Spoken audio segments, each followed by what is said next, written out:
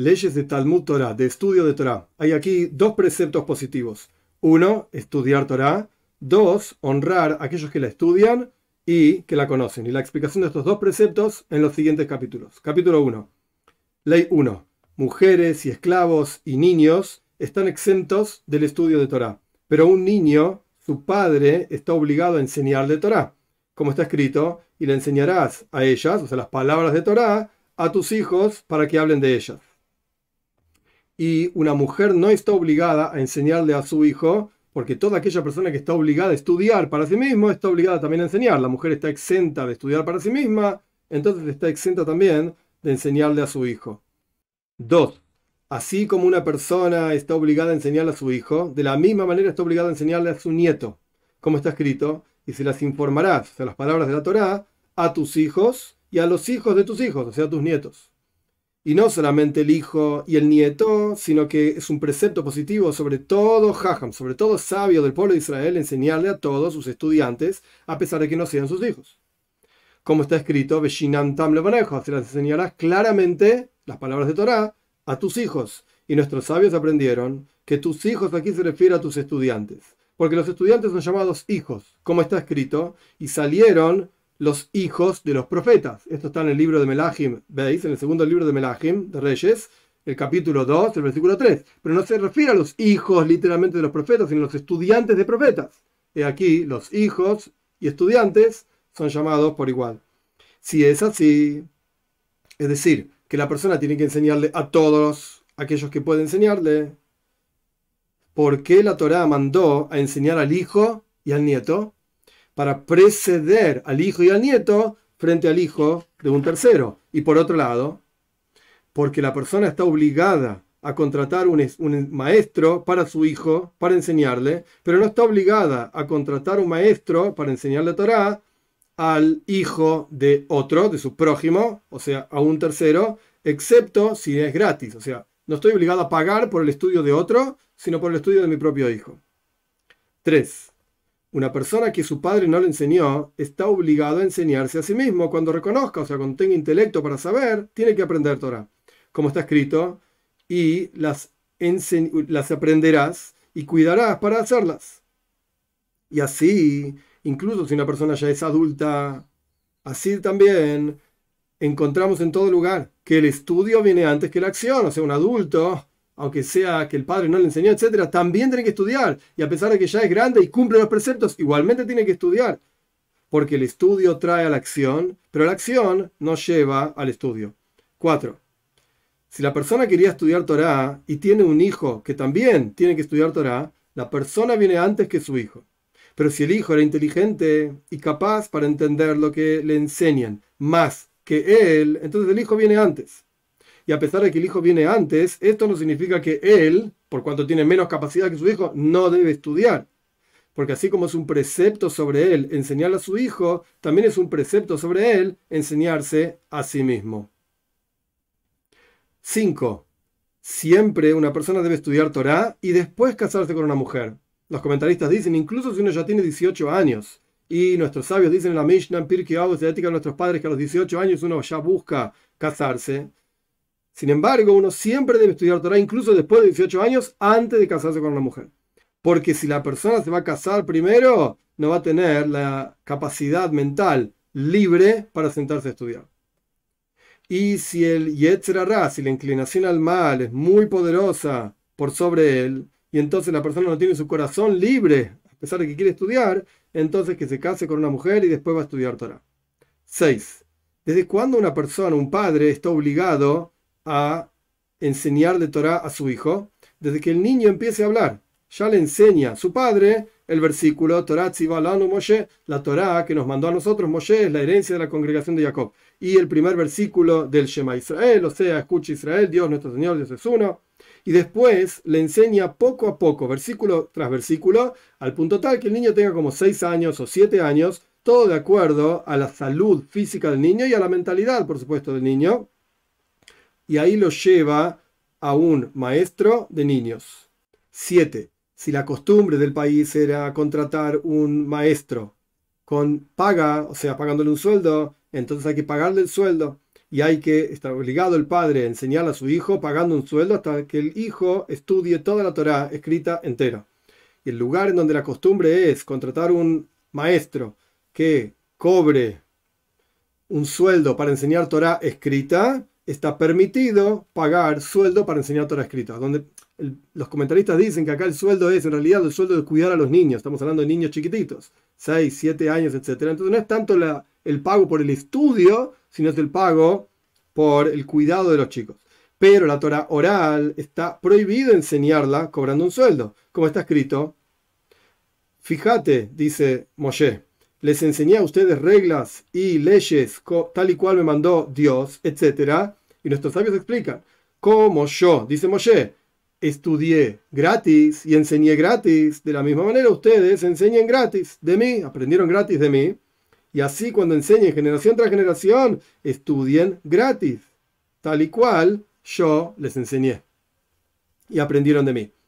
Si no se encuentra quien enseñe gratis, entonces hay que pagar un sueldo, como está escrito en Mishlei, adquiere, o sea, cobrando, pagando, adquiere verdad, y la verdad es la Torá. Puede ser que uno le enseñe a otros cobrando.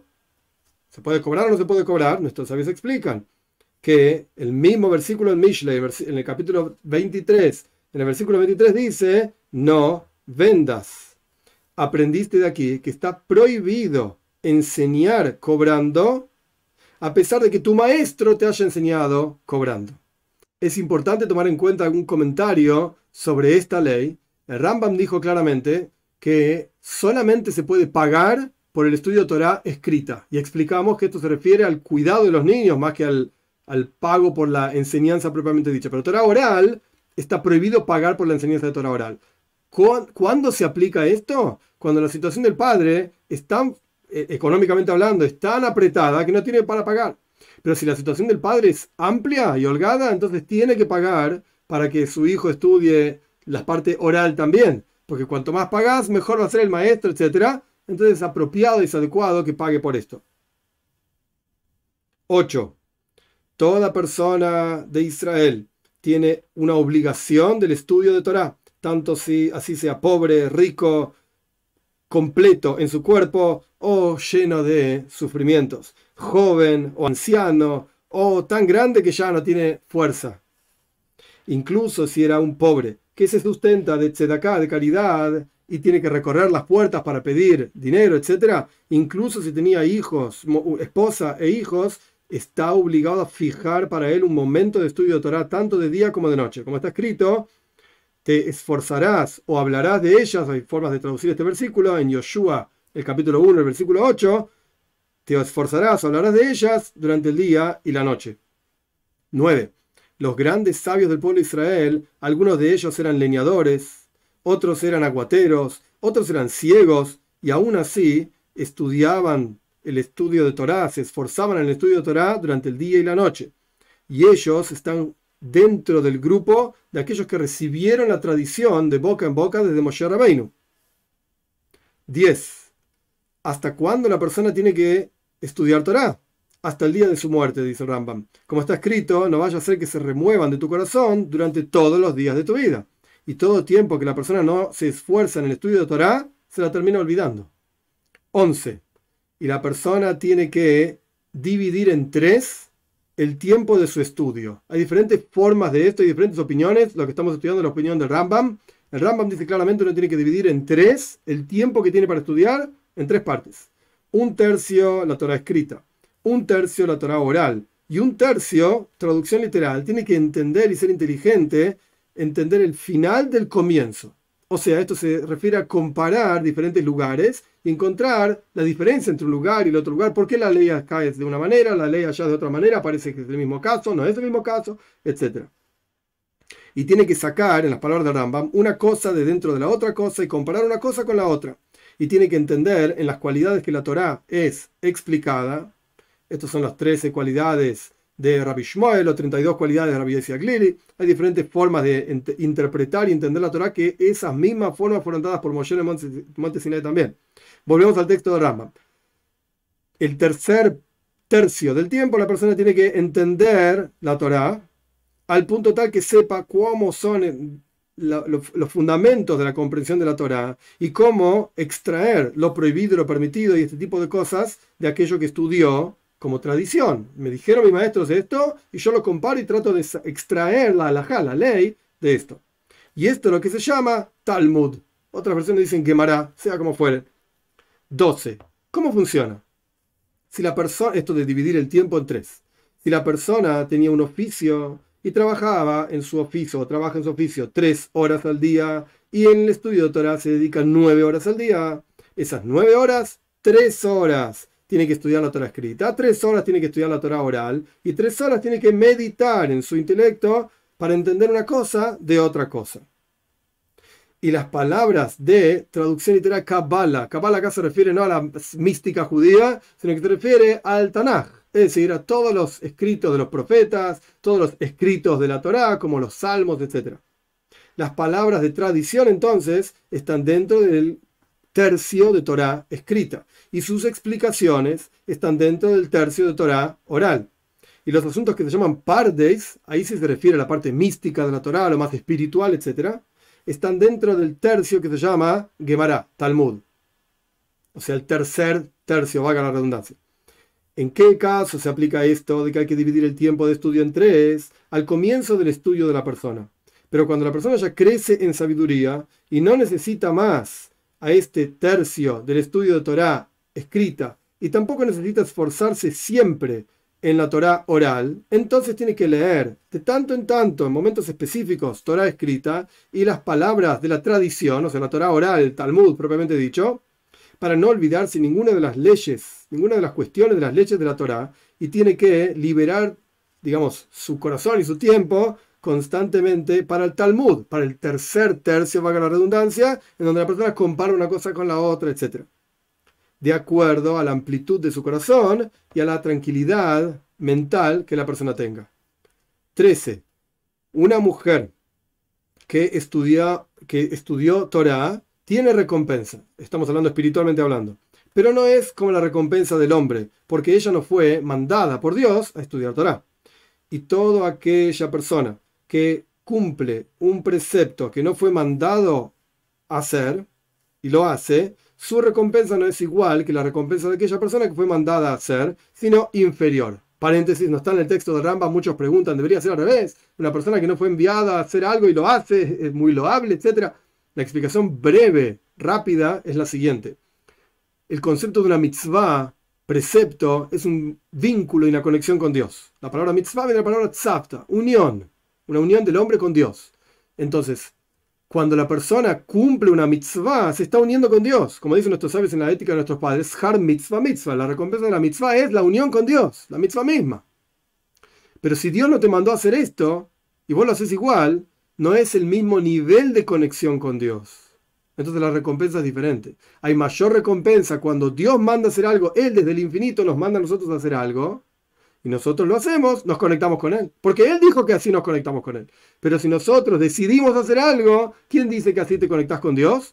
Algún tipo de recompensa hay, como está explicando Rambam, pero no es igual que la recompensa de aquella persona que fue mandada a hacer y lo hace. Cerramos paréntesis. Volvemos al texto de Rambam.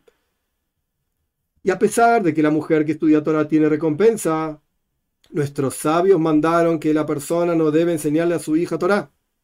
Porque la mayoría de las mujeres, su inteligencia no está enfocada para estudiar realmente qué es lo que Dios quiere, sino que sacan, por así decir, las palabras de la Torá a palabras vanas de acuerdo a su pobre comprensión. Paréntesis, no está en el texto del Rambam. Hay generaciones y generaciones de grandes mujeres que estudiaban Torá también. Por eso el Rambam dice claramente, la mayoría de las mujeres.